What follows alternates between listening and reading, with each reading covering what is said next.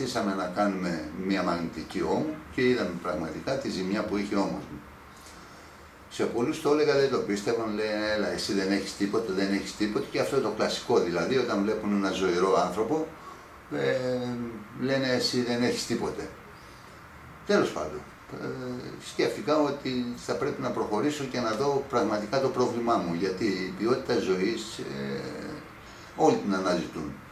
Το να περπατάω και να μην μπορώ να χαιρετήσω ή να σηκώσω το χέρι μου να κατεβάσω κάτι από τον πάγκο, δεν μου ήταν και τόσο ευχάριστο. Και λέω ότι πρέπει να κοιτάξω ποιοι είναι οι γιατροί που μπορούν να κάνουν αυτή τη δουλειά και να επιλέξω σε αυτόν που έχω τη μεγαλύτερη εμπιστοσύνη, σε αυτόν τον άνθρωπο που πραγματικά μπορεί να σου εξηγήσει τι είναι αυτό που έχεις, το πρόβλημά σου. Και από εκεί και πέρα να πάρεις την απόφαση για να το κάνεις. Έτσι και εγώ ήρθα στον Νίκο εδώ. Πράγματι, εντάξει, τον γνωρίζω πολλά χρόνια, δηλαδή από το 85 και ίσως και νωρίτερα. Και ανέβηκα επάνω, τα συζητήσαμε, μου έδειξε σε βίντεο ποια είναι η εγχείρηση που έχει κάνει παρόμοια.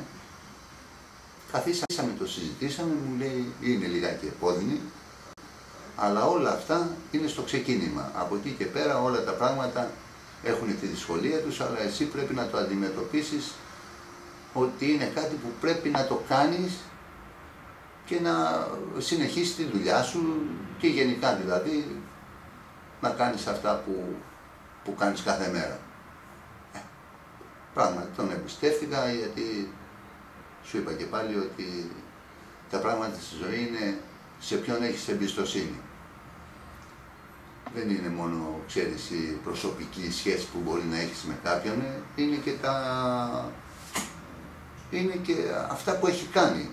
Όταν έχει κάνει τόσες εγχειρήσεις και έχουν πάει όλες καλά, από εκεί και πέρα είσαι κοντά στην απόφαση να πεις να το κάνω. Πράγματι δεν είναι τίποτε.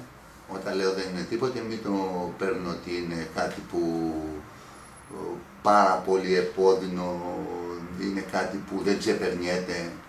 Απλά όποιος θέλει να ξεκινήσει τη ζωή του πάλι με τους ίδιους ρυθμούς, να έχει την ποιότητα αυτό που σας είπα προηγουμένως, θα πρέπει να αποφασίσει, να βρει τον κατάλληλο άνθρωπο και να πάει να κάνει αυτή την επέμβαση για να μπορέσει να συνεχίσει τη ζωή του. Από εκεί και πέρα άλλοι μπορεί να μην τους ενδιαφέρει για τους δικούς του λόγους.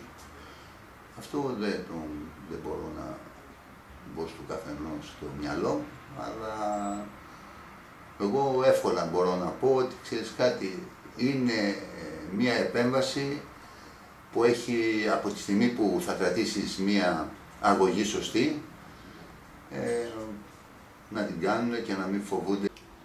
Ο Νίκος ο Σαργάνης, όπως είναι γνωστό, ήταν ένας αθλητής υψηλού επίπεδου, τερματοφύλακας.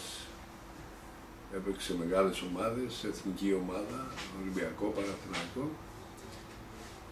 Και λόγω της φύσεως του αθλήματος υπέστη ένα τραυματισμό στον ώμο του, ο οποίος βέβαια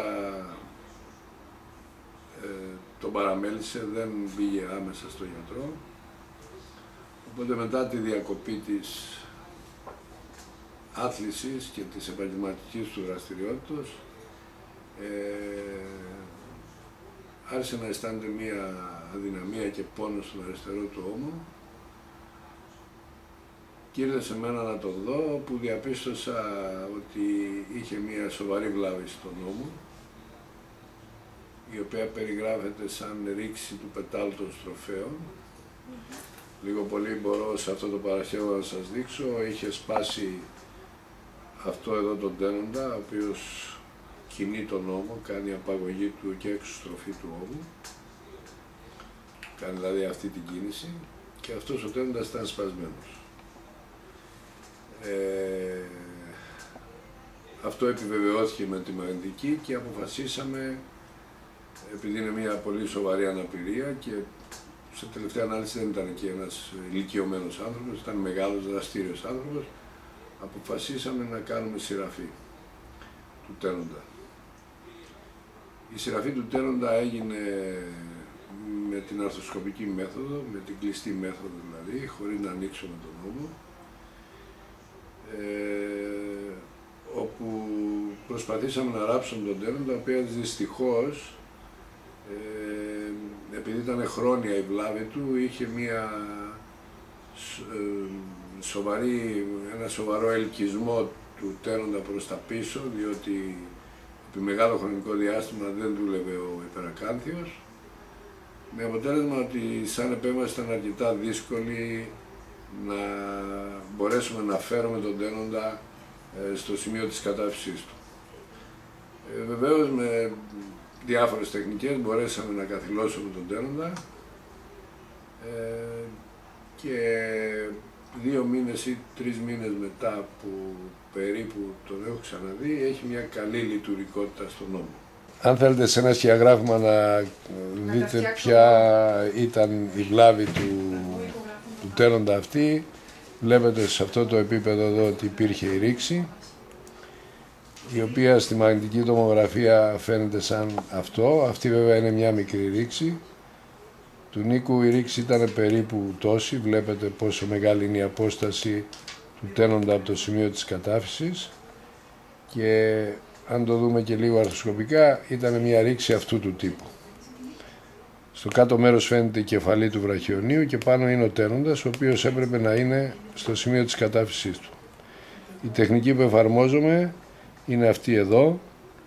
Τοποθετούμε ράματα στο σημείο της κατάφυσης με ειδικές άγκυρες. Περνάμε τα ράματα μέσα από τον τένοντα και εν συνεχεία καθυλώνουμε τον τένοντα στο σημείο της κατάφυσης και καλύπτουμε την κεφαλή. Αυτή είναι λίγο πολύ τεχνική.